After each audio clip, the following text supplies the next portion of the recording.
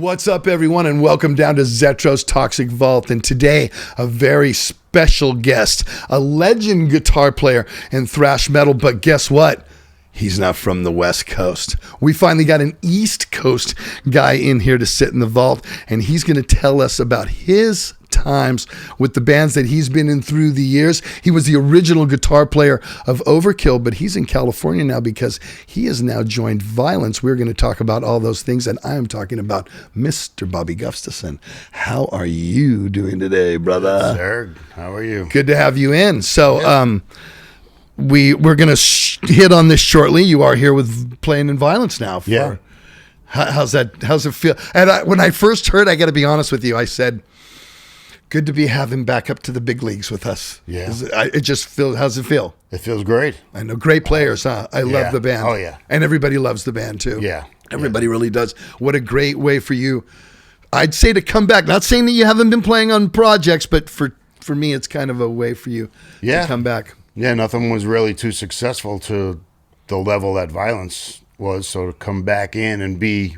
You know, we had a whole bunch of shows set up for the whole year. Yeah, it was we were set. great. Just had to learn the set, and I wouldn't have gotten that before. Well, I'll tell you what, we're going to get into that, and we're going to get into that stuff right now. But like I do with most of the people here, when I get them on the vault, I would like to talk about how it all happened. And I mean, obviously, Overkill was what you're known for. You man, I mean, you. That's how I know you. You know, I know you. You know, you played in Cycle Sluts for a little while. You did some stuff with Grip. You know, Screw. Yeah. Screw, and there are a couple, but I mean, basically, that was what everybody knows you from. All the metalheads know you from.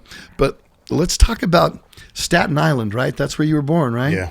And let's talk about growing up there, and how did we get Bobby G? How did that happen? How did I get corrupted? How did you get the corruption? Was it your mom and dad? I mean, we're talking. You're born in '65, so then you're 1970. You're 5 years old, so you know what's going on. Is your parents Hendrix, The Doors, where they were? Yep.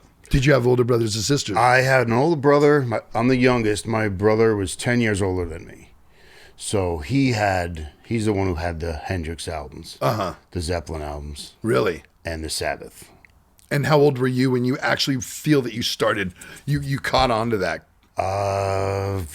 Less than 9. Than 9. 8 or 9. 8 or 9. Yeah. 8 or 9. I contribute mine. My dad was a biker, built Harleys in his garage, and I heard Stairway to Heaven in 1972 coming over the radio, and I was hooked, and he bought me for my 8th birthday a Zeppelin 4. So, I mean, for me, it was early too, and I like to relate with a lot of the people that do, start out early like that, because I think I've spoke to a lot of musicians, and a lot of musicians say, oh yeah, it's early for me. So it's funny how a lot of us that ended up doing this, on the level and putting our lives, this is what we are, you know what I mean? Basically. And we grew up. There wasn't something that, I got into it when I was around 16, and then boom, it came like that. All of us seemed to be. I think we all had that same band, that same era, and the same excitement. I mean, I hear Paranoid was probably the one that got. Okay, so Black Sabbath for you. Black Sabbath, yeah. And then I think he had Zeppelin 3. Immigrant Song. Yeah, Immigrant Song, and then a couple of Hendrix albums and stuff that I would listen to, and the Who Live at Leeds and Grand Funk. Right. But I mean, I just Sabbath and Zeppelin kind of are the two that got it. What was their appeal to you? What was it about those guys? Was it the guitar edge? Was it the vocal? Was it the eeriness? To me, it was both of those bands were very mysterious, if that makes sense. Yeah, there was nothing else like Sabbath at that time. To this day. Yeah, to this day. Just hearing those guitar chords and the length of the songs and everything was dark, and the changes, and it gripped me right away. War Pigs, and just wanted to. That's what I wanted to do. Earlier than that, maybe it could have been the Beatles, because I remember I got a picture of myself as like 5 years old with the headphones on and the stereo next to me singing like the first Beatles album. Your mom sneaks in, and takes that photo. I love the of you. Beatles. I have the full thing on CD. I have every single one of them. In fact, when we were on Capitol, it came in this cool box that said the Beatles, and you roll it up, and it was every album on CD, even Masters, and I have it to this day. I love the Beatles. For them to do what they did with the recording at that time. Oh, and well, just the musical, the progression that went on there. They were great when they were like, kind of Hard Day's Night era, but they were even great on Sgt. Pepper's and the White Album. It was just, just to span their career, how much they changed from each album, and in a small period of time. Yeah, 6 years. Nothing sounded the same. 64 Everything to 70. sounded different. Yeah, that was remarkable. I know. So for me, I'm a big. I don't know if some of the viewers know I'm a huge Beatles fan. I just appreciate the music, the harmonies, the just the writing, everything from the beginning, Beatles to the end, to Let It Be. I love it all. So what was your was it a Sabbath? Was there any first record that you had in your room that you played over and over again? Like I said, mine was Zeppelin 4. So, and I knew every little lead he did, all right, that he said, and every under thing that, what was the record for you? It was probably Paranoid. Paranoid. Yeah. Amazing. Yeah, brought that in. And I actually remember even the first time hearing Black Dog. Really? Yeah. My friend had that album, and it's like, this album just came out. The vocal at that time was the way Robert Plant sang. Nobody sang. It was amazing. Absolutely. Yeah, I know. And then almost like Phil, he was saying, he was talking about AC/DC. And that's when he started to like really learn how to play. And that's about when I started to learn to play the guitar. 15-ish. You were 15. 14. I did my first show at 15. But probably just before that. Who handed you your first guitar? Tell us the process. Your dad take you to a store? No, my dad had a guitar under his bed. So I used to sneak under there and grab it. An acoustic? No, it was actually a Kent. Really? Which I found out later was a sub guitar off of another Swedish, because he was Swedish, he had another Swedish company. But I used to just grab it and stand in front of the mirror, pretend I was playing. So I went from that to... My brother actually tried drums, so there were some drums in the basement. I tried them, but I wanted to run around. I didn't want to sit behind a drum kit. I wanted to run around. So I went back to the guitar, and I just stayed with it.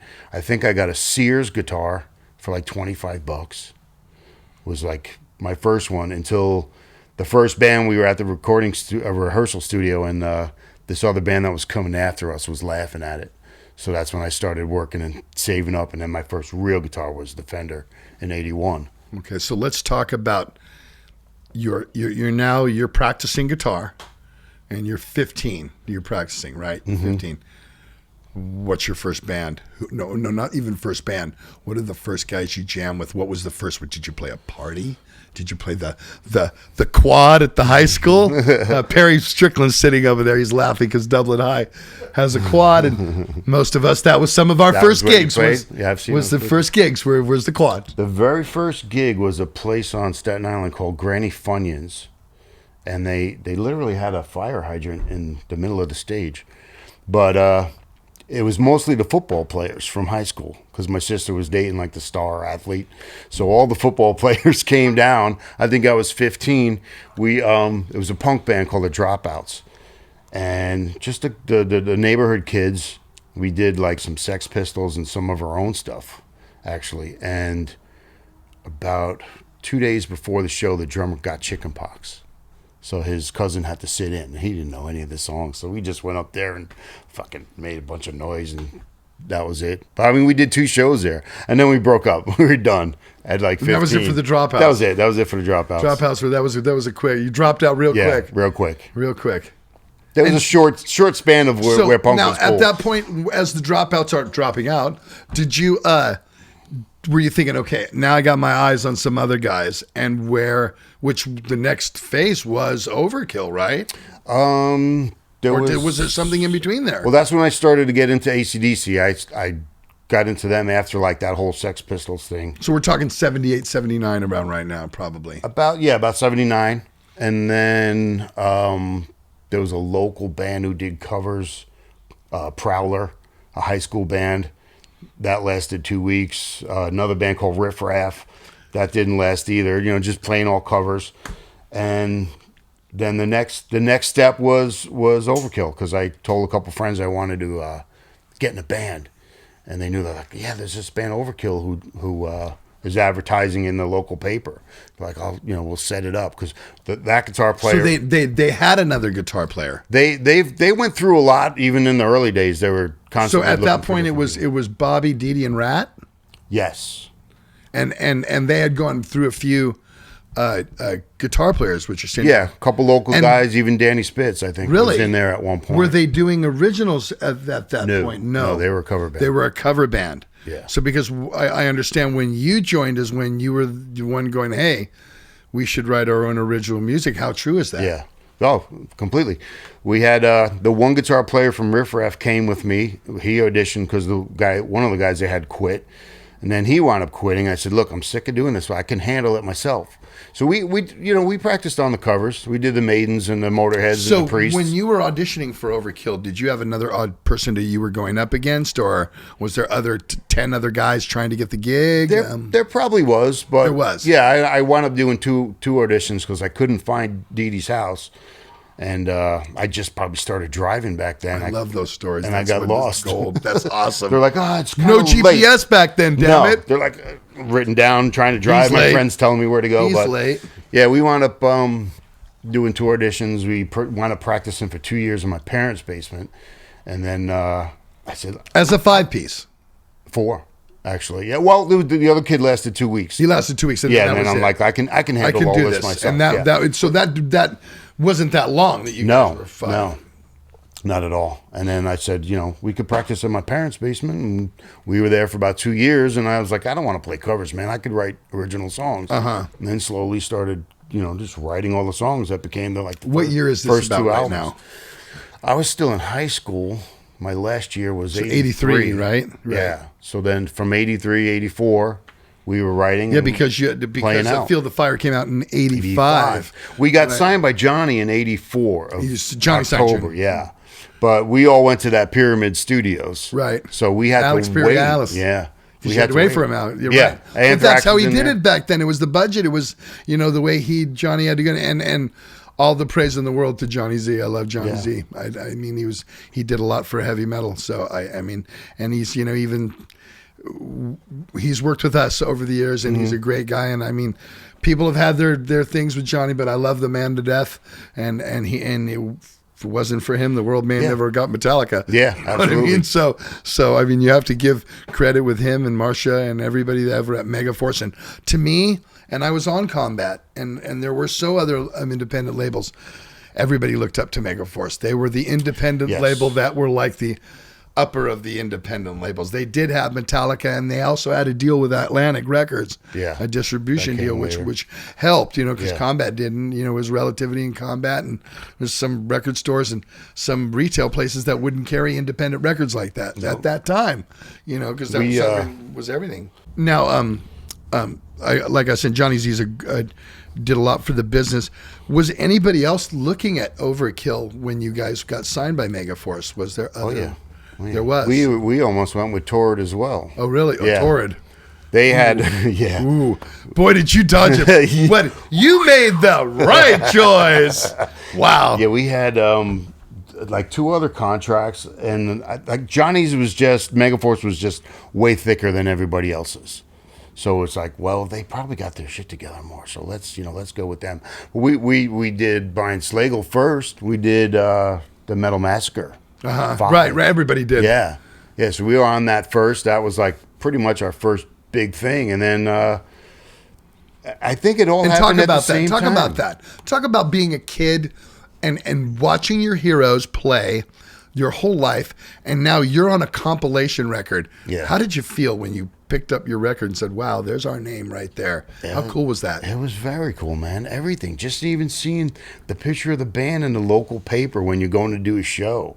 I mean, it was like everything got a little bit bigger and more impressive, and you're just like, is this really happening? Really? Then we had our demo, the first time it gets played on the college radio station. It's like, we wrote that song, and now it's on the radio. People are listening to it. I know. That's a trip. It's a cool feeling. All the little things are great, aren't they? And you don't want to lose that, because that's what keeps you hungry, driving, hungry, humble, everything. I agree with you 100%. I still feel that way. I still dig all the little things that I see. I'm very fortunate to be able to get to do the things that I get to do because of what the band has done. And man, I don't take it for granted at all. I love it. I love it. The one thing now that I'm looking forward to the most is what I didn't get to do with Overkill, which was to play one of the big outdoor festivals. Oh yeah, they just didn't have. They didn't do them back bands then. On. No, when we were out, I was now it's the big. Now bands. it's the norm. Yeah, now you'll spend a whole summer week. over there. You won't even do another show but a festival. Yeah, Every day you'll play is. one. We did 2 years ago in 18. Exodus played. I think it was like 34 shows and 27 of them are festivals, Really? and it's great. Yeah, it's the thing to do. Can't wait. It's you're there. Yeah, I am it's now. there. Let's talk about your first gig with Overkill. Can you remember it? Yes. Where? The show place in Dover, New Jersey. Uh-huh. August 1983. Just graduated high school. We did our first show. I think it was my sisters and my cousin were there, and a couple other love people. That. It was a decent sized place, but that was the first show. Had opening? No, we headlined, which at the time too. Right out of the gate headlining, yes, huh, Bob? because the bands back then, especially the cover bands, even Twisted Sister used to do 3 sets. Really? Yeah, they would do the first set was original, and then the 2 sets after it were covers and stuff. And we didn't want to do that. We convinced the club owners to say, hey, instead of us doing 3 sets, let's bring 2 bands with us, which a lot of the clubs weren't doing back then. Uh-huh. So that's what we did. They were doing it here. Were they? Yeah, Okay, not by 83. Come on, it was at 83. It was every band was covered. Lost Rocket, Exodus, Death Angel, Yep. Possessed, Death Angel, Legacy. All of those bands. Everybody was top dog. Yeah, our scene was way slower than that. I mean, we and had. I don't believe anybody played covers. I don't. Yeah, think. we were Barry. all Nobody really freaking played covers. We all did. Maybe one. Yeah, we did originals, so I mostly, and I don't remember. Yeah, I just don't remember even Exodus or Metallica even or anybody doing that. Lost Rocket, everybody played together. That's why we were all driven to have to write our own music, though. So now we're in August of '83. Yeah, you're signed in '84.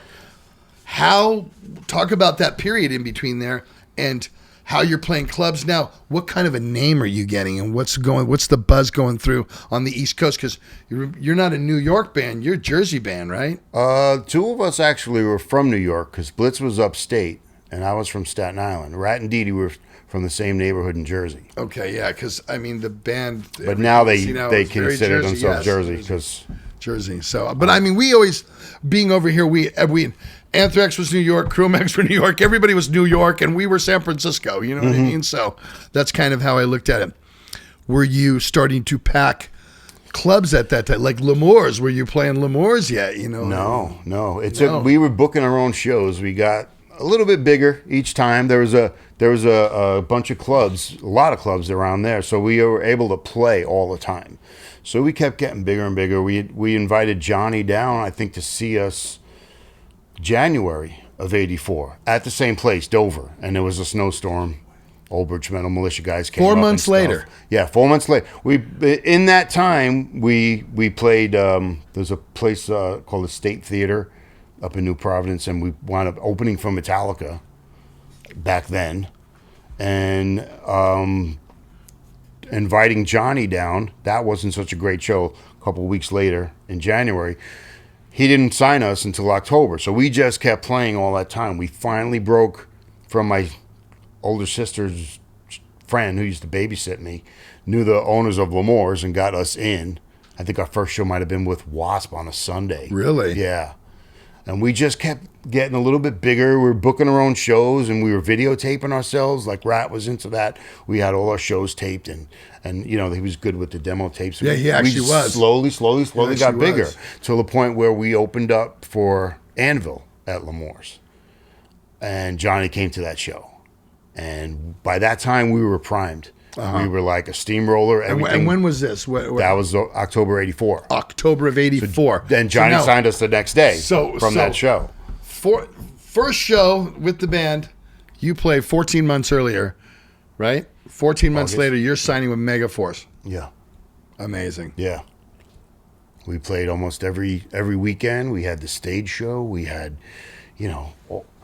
Rat's drums like up in the air. We had a whole deal worked out, lights, and we just kept getting a little bit bigger every time. Making our own shirts. I used to make the shirts in my parents' basement.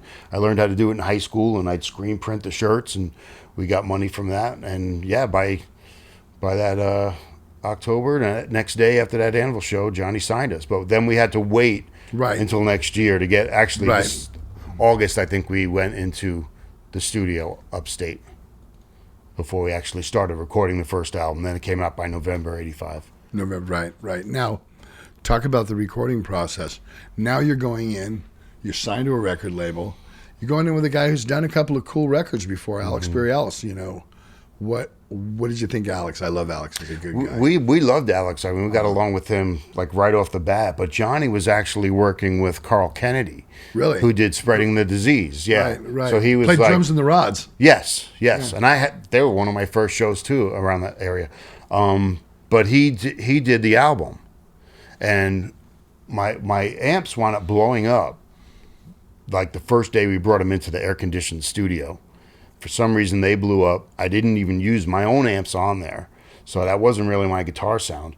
And Carl did that whole album by himself, so we really didn't like it afterwards. Then we used Alex. We used Alex on Taking Over. Oh, okay, so Carl did the first one. Carl did the first one. I didn't know that. Yeah. I thought Alex did. Yep. Alex did the second one by himself, and then the third album was Alex and Wacko. Raven. Yeah, right. He started working in there, working as the engineer. Rob Hunter. And we recorded in Pyramid, but we mixed in LA at the Enterprise. And that was the first time we saw a big $1 million automated board. And we're like, what? We don't have to use our fingers and toes to touch faders to mix shit? So that was like... And Ozzy was doing No Rest for the Wicked in the next studio. James was up the block doing Injustice. So we were all, hanging out there. And I'm like, I'm in L.A., Ozzy's in the next room. It's like, what? I'm living the dream. Yeah. But you really are. If you think about it. Totally.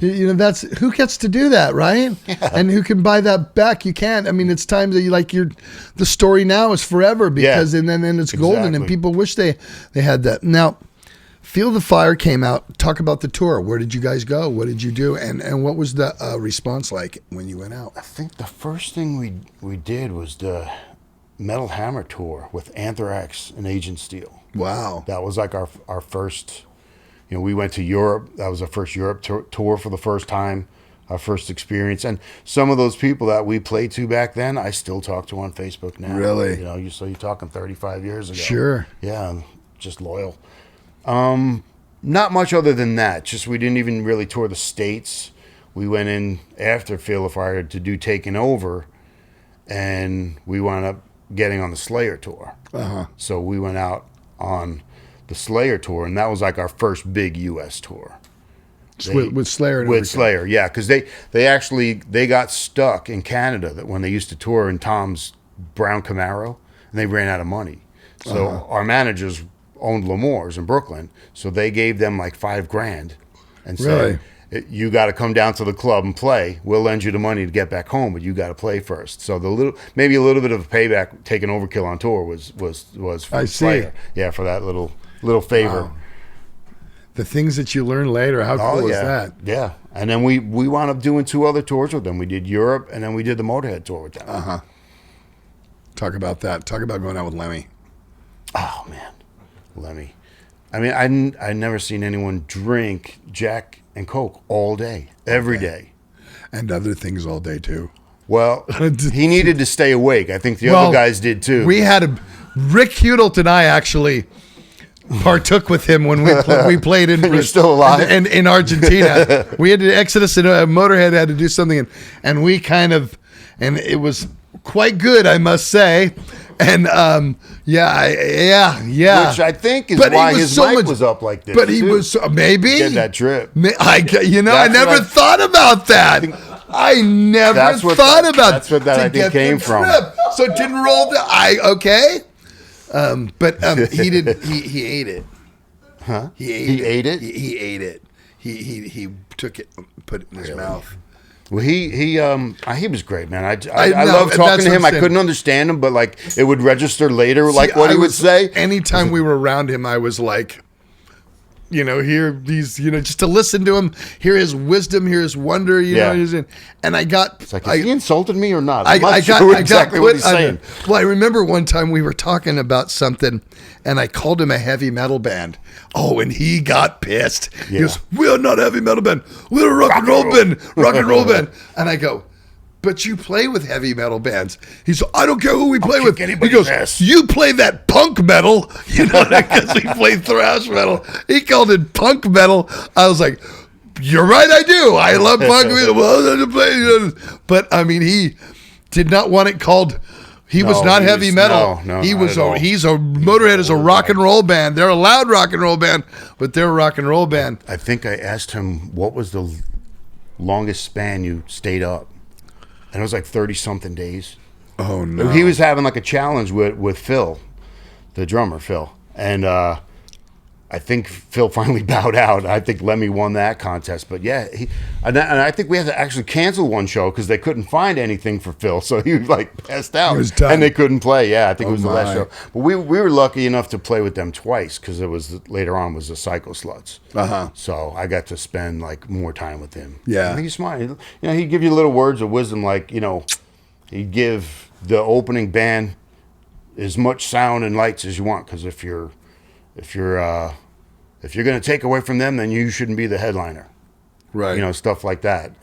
Just little little ways. He knew where he look stood at in the shit. business and his confidence. And he knew where he was at too, and I mean, and what was great about Lemmy is so many stars that have gotten so much bigger, i.e. Metallica guys especially, showed him the respect that he deserved, and everybody has, from Guns N' Roses to any of the A-list bands that show that, Motorhead is a lot of the reason why a lot of us are. I mean, we say Zeppelin, we say Sabbath, we say all that, but we probably wouldn't be as metal as we are if it wasn't for Lemmy. It's the whole mentality. It's like it says 49% motherfucker, 51% son of a bitch. Go. You know what I mean? Yeah. So right there, we represent right there too. We love Motorhead to us exemplifies what we are as hard, heavy music and rebellious rock and roll. Yeah.